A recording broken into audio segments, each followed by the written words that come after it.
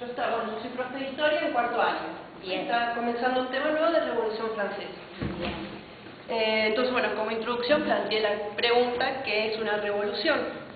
Y rápidamente empezó a surgir esto en un curso específico. Y empezó a surgir rápidamente las palabras cambio, transformación y todo eso. No conforme con esto, busqué profundizar en la comprensión y la reflexión de los alumnos con más preguntas. Y hacer más preguntas. Partiendo de una específica. ¿Es lo mismo una rebelión social que una revolución? Yo les planteaba eso. Entonces empezaban a debatir, empezaban a plantear ideas que a mí me iban llevando a formularles más preguntas. Buscando que de alguna manera los alumnos tuvieran que detenerse a pensar, no respuestas automáticas.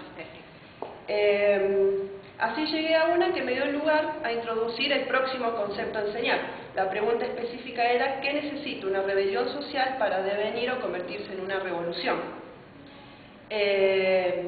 Surgió en un debate que yo iba más o menos guiando, de alguna manera surgió que lo que se necesitaba eran ideas, objetivos y demás. Este debate fue muy complejo y productivo, que yo cuando lo terminé en este curso lo escribí, anoté las preguntas que a mí me habían surgido porque yo no las había planificado, para tratar de aplicarlas en los otros cuartos. Bien. Mi sorpresa fue que en los otros cuartos no tuve el mismo resultado que en este. Entonces eso fue un parate que todavía estoy buscando. Bueno, a ver, miren qué interesante esto. Esto nos va enseñando mucho. Cada grupo es único. Cada grupo es único y esto es así. El vínculo que se genera con cada grupo también es único.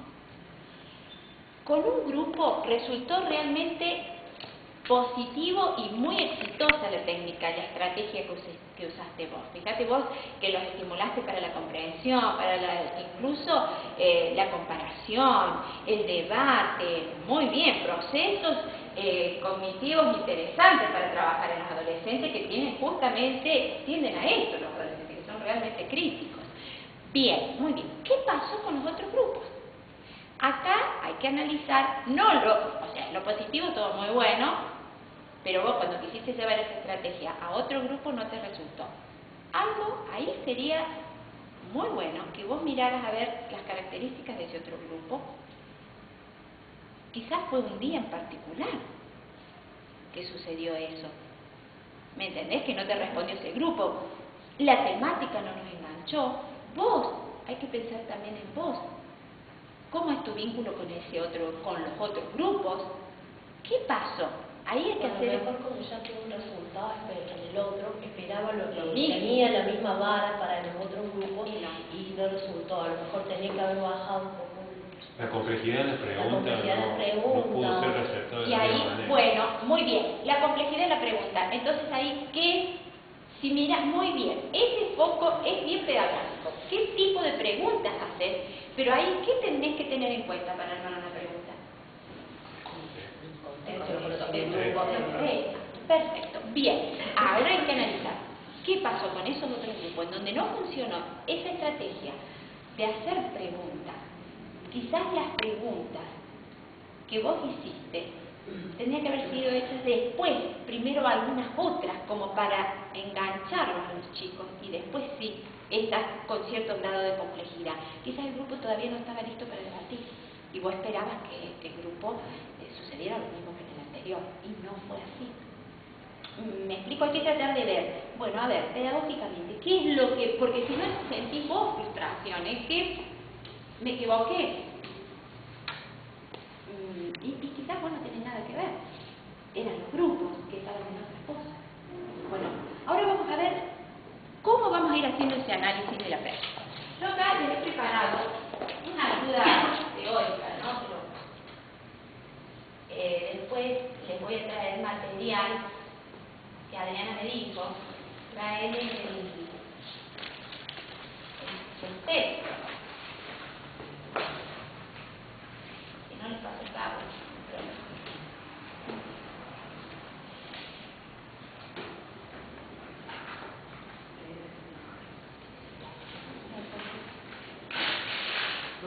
Bueno, a ver.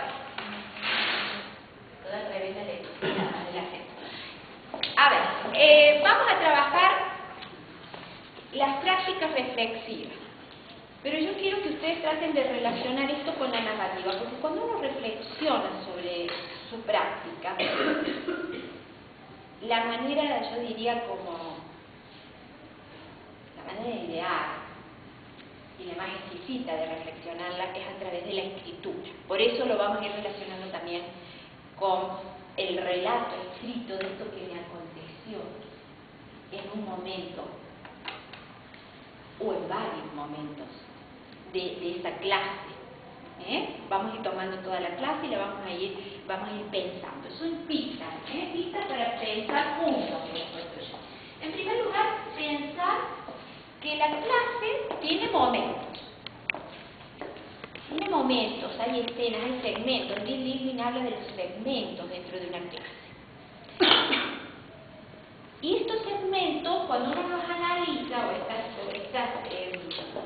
estos momentos, habitualmente lo hacemos de manera individual. En este proyecto, los profesores tutores les van a ayudar a hacer otra mirada, o sea, va a ser la mirada de ustedes más la mirada del profesor tutor para analizar esa práctica.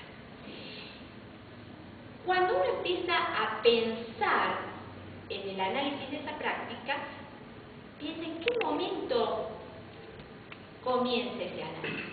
¿A ustedes qué les parece? ¿En qué momento comenzamos a analizar una clase? Antes, durante y después. Y por eso, el primer momento de análisis es cuando pensamos la clase y vemos. A ver, acá viene la toma de decisiones que decía Jorge que había hecho él en su relato. A ver, ¿desde qué enfoque voy a enseñar lo que voy a enseñar? Esto es muy importante porque al momento de relatar la clase y analizarla, tenemos que tener bien claro desde qué enfoque vamos a enseñar ese objeto de estudio que le estamos presentando a los alumnos. ¿Desde qué enfoque voy a enseñar lo que tengo que enseñar? Y acá cabe la otra pregunta, ¿cómo voy a enseñar lo que voy a enseñar? Porque resulta que puede ser que en ese relato ustedes se den cuenta que algo que falló en la clase no era por lo que ustedes no sabían o no supieron en cuanto a variedad de enfoques epistémicos, sino que no supieron cómo enseñarlo. Y esto les puede suceder, incluso, no puede suceder incluso a los que estamos dando clase, a los formadores. Podés saber una barbaridad, pero no sabés cómo enseñarlo. Cuando vos relatás esa clase, te das cuenta, fíjate vos, yo esto lo tenía bien claro, pero no cómo lo enseñé. Fallé en el aspecto metodológico. ¿Se entiende? Entonces, cuando nosotros pensamos la clase, acá yo le puse en un gran momento de pensar previamente, y lo ideal, ¿saben qué es? Cuando uno está dando clase, ir tomando, así como ir registrando quizás palabras o cosas que nos llaman la atención del mismo acto de la clase. Por eso alguien de ustedes me dijo, considerando yo seguramente, que la reflexión previa, durante y posterior de una clase.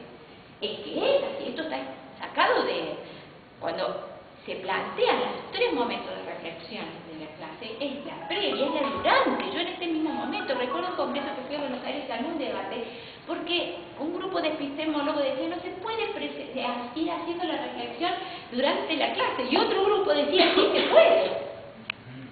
Y claro, yo estoy dentro de la línea que creo que se puede, pero hay gente que no, y dice que la reflexión tal cual como nosotros se la voy a plantear ahora se hace después de la clase. Si ustedes me preguntan, ¿ustedes saben qué opinan? Yo opino que se va haciendo durante la clase. Sí, sí, porque ahí va a tomar bien decisiones. Y ahí va a tomar la decisión. Y a cambio de estrategia. Perfecto. Y lo podés Por ejemplo, a mí me pasa que yo tengo los dos primeros el mismo día. Y yo trabajo con un primero muy bien, e incluso he insertado el teatro en la clase. Muy bien, que está... y la mira la Adriana, como si fuera corporativa. Y es muy dura, o sea, la cree muy dura. Entonces las propiedades de los materiales lo hice hacer con su cuerpo. Entonces los chicos estaban re felices porque había una parte de juego donde ellos, los grupos que no estaban involucrados, iban y buscaban la definición con el nombre de la propiedad, la pegaban al pizarrón, y los otros hacían la mímica con sus cuerpos.